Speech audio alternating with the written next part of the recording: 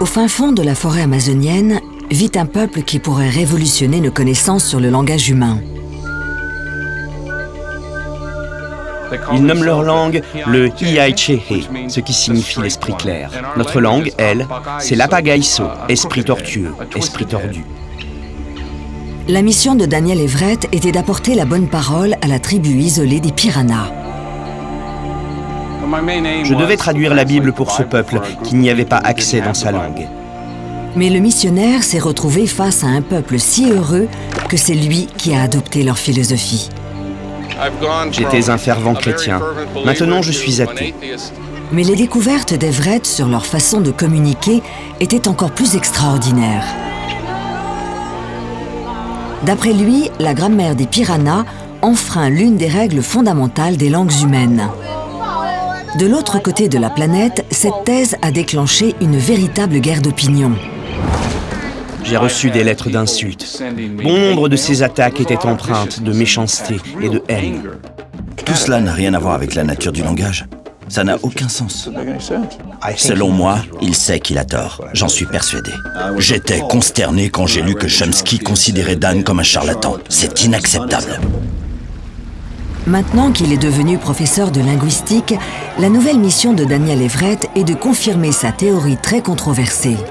S'il a vu juste, il donne tort aux plus éminents linguistes de notre génération. Notre interprétation du langage humain risque de changer à jamais.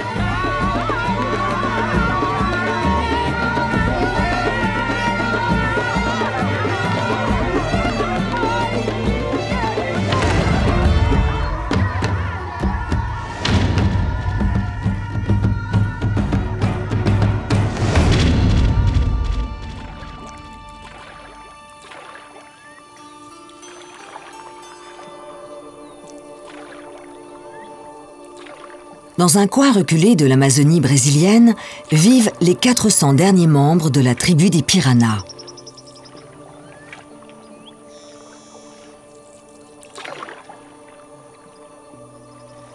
Leur mode de vie a très peu changé au cours de ces derniers siècles.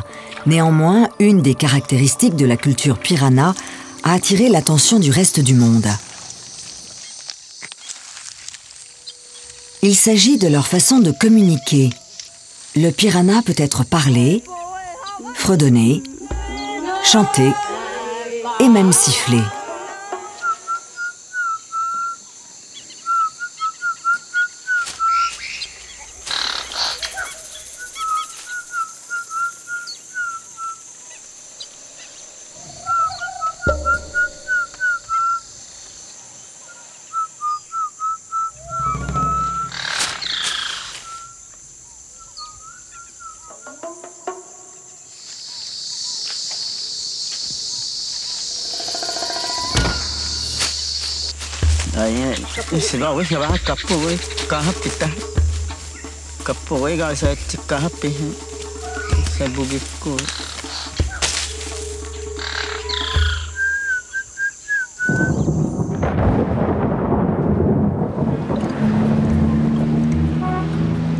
J'achète entre 150 et 200 kilos de repas à base de manioc.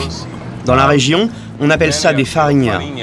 J'en apporte aux piranhas à chaque visite. À 400 km du site, le professeur Daniel Everett prépare son séjour de recherche annuel chez les piranhas. Il étudie cette tribu depuis 30 ans. Et le résultat de ses travaux a très vite fait le tour du globe. Il n'y a que certaines catégories d'objets qui les intéressent. Ils veulent du tissu, des outils. Ils acceptent aussi les lampes de poche, les piles, les hameçons et les lignes de pêche. Que des petites choses. Ils ne demandent jamais rien d'extravagant. Et ils me disent toujours « Ça signifie j'en ai presque envie ».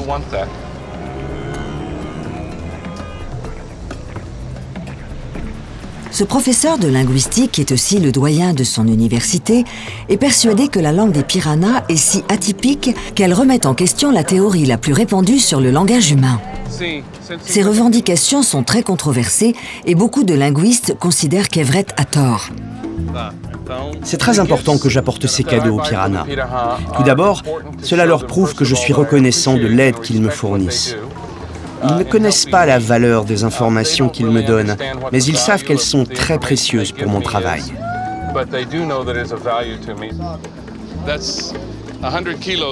Il a 100 kilos sur le dos.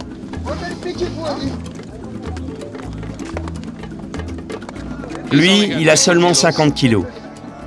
Pour moi, il est primordial de recueillir autant de données que possible. De cette manière, mes collègues scientifiques peuvent étudier d'eux-mêmes le langage des piranhas et arriver à leurs propres conclusions au sujet de mes théories les plus controversées. C'est l'heure du départ. Après tout le travail fourni ces 2 derniers jours, on est tous ravis.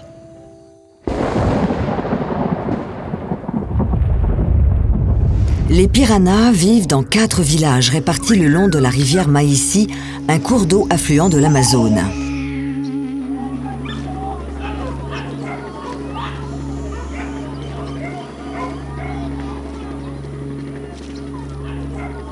Découvert par les chercheurs d'or portugais il y a 300 ans, la tribu s'est toujours protégée des influences extérieures.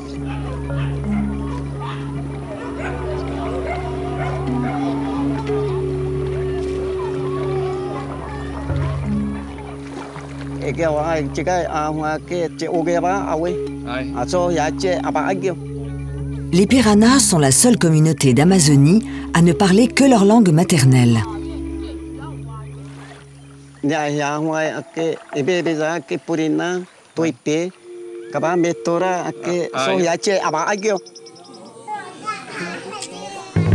Mais dans les années 1950, les piranhas ont été contraints de s'ouvrir au monde extérieur lorsqu'une épidémie de rougeole a touché leurs enfants. Des missionnaires américains sont alors arrivés pour les aider.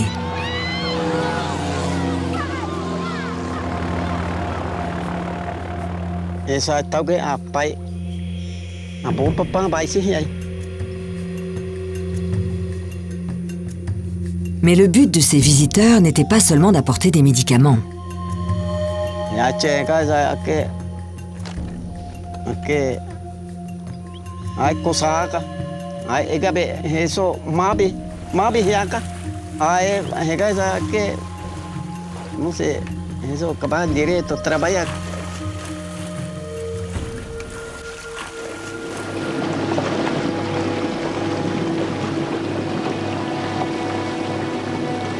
Daniel Everett faisait partie de ce groupe de missionnaires. Ça doit être l'un des voyages en rivière les plus magiques de la planète. On va suivre le cours du Rio Madeira, la 7e plus grande rivière du monde, et ce jusqu'à la rivière Maici, en direction de l'état nommé Amazonas, où se trouvent les piranhas.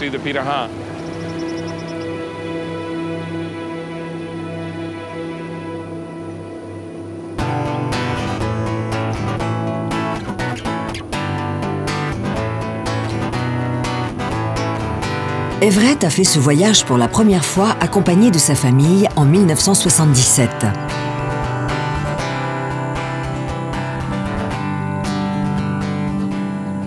J'ai grandi au sud de la Californie. Ma famille était issue du milieu ouvrier. Mon beau-père travaillait dans une usine de conditionnement. Mon père était cow-boy et ma mère serveuse. Je passais mon temps à jouer de la guitare, mais j'avais des notes catastrophiques au lycée. Je fumais de la marijuana tous les jours, persuadé que je vivrais de ma musique. Puis au lycée, j'ai fait la rencontre d'un chrétien qui lisait un magazine brésilien. Je lui ai demandé où il l'avait eu et il m'a répondu « Mes parents sont missionnaires au Brésil ». Il avait une sœur très mignonne qui s'appelait Karen. On a fini par discuter ensemble de ce qu'on allait faire de nos vies. On a commencé à se fréquenter quand on avait 16 ans. On s'est fiancés à 17, puis on a décidé de devenir missionnaires, nous aussi. Quand je reviens ici, je pense souvent à la première fois où j'ai foulé ces terres avec ma famille. On était plein de vigueur, de rêves, d'ambition et d'amour pour ce peuple. On faisait tout cela au nom de Dieu à l'époque. J'étais ce qu'on appelle un fervent chrétien. J'étais prêt à mourir au nom de ma foi et à faire tous les sacrifices nécessaires pour respecter ma religion. À ce moment-là, je ne me rendais pas compte que tenter de convertir un autre peuple était une activité profondément colonialiste. Imposer à un peuple son mode de vie et ses croyances, c'est aussi une forme de colonialisme. Quand Everett est venu ici pour la première fois, il n'avait que 25 ans. En arrivant, on venait remplacer un autre missionnaire. On a passé au maximum 1 heure avec lui avant qu'il ne quitte les lieux. Il m'a appris 2 phrases que je n'arrivais pas à répéter. C'était trop difficile pour moi au début. Il m'a dit de dire que je voulais les entendre parler Pirana. Ça se dit comme ça.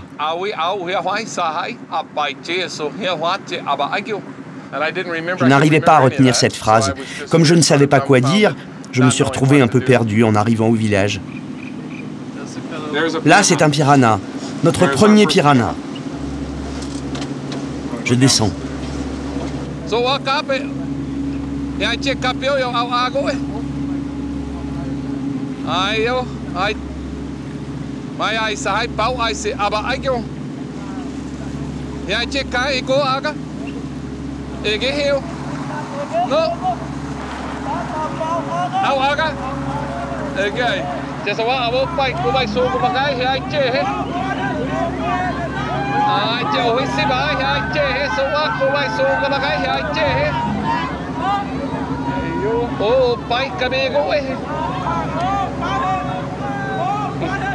Ils viennent de voir que c'était moi. Ça fait toujours plaisir de voir à quel point les Piranas sont contents de me voir. Et j'ai presque l'impression d'être une star quand je viens ici. Mais c'est réciproque. Je suis aussi content de les retrouver qu'ils semblent l'être de me voir.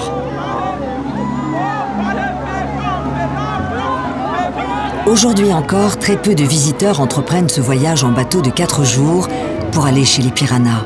C'est la première fois qu'ils rencontrent une équipe de tournage.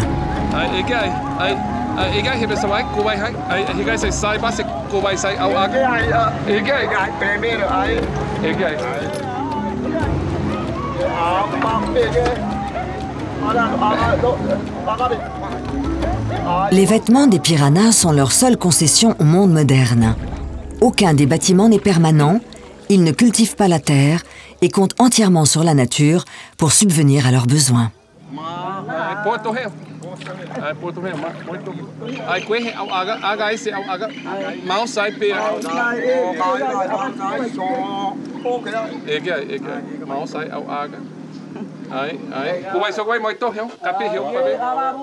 Actuellement, le professeur Everett est l'un des 3 seuls étrangers à parler le Pirana.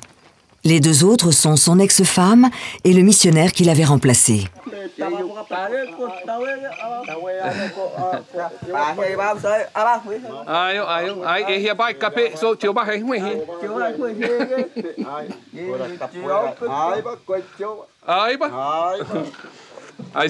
Je leur ai dit qu'en échange du café, on ne leur demandait qu'un seul enfant. Ils ont répondu qu'il y en avait plein en haut de la rivière et qu'on n'avait qu'à se servir.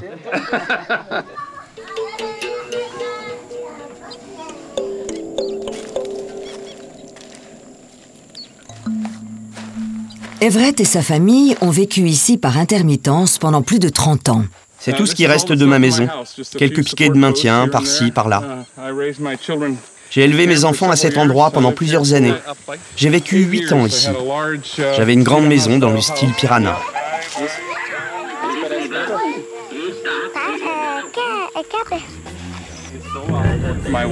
Ma femme a failli mourir ici. Ma fille a failli mourir ici. J'ai contracté la malaria plusieurs fois. Nos vies ont même été mises en danger par les Piranas. À 3 reprises, ils ont menacé de tous nous tuer. J'ai dû faire le guet devant la maison des nuits entières pour veiller à ce que ma famille reste en sécurité à l'intérieur. Ils tiraient des flèches à tout va. Ils étaient très différents à l'époque. Notre relation a beaucoup évolué au fil des années.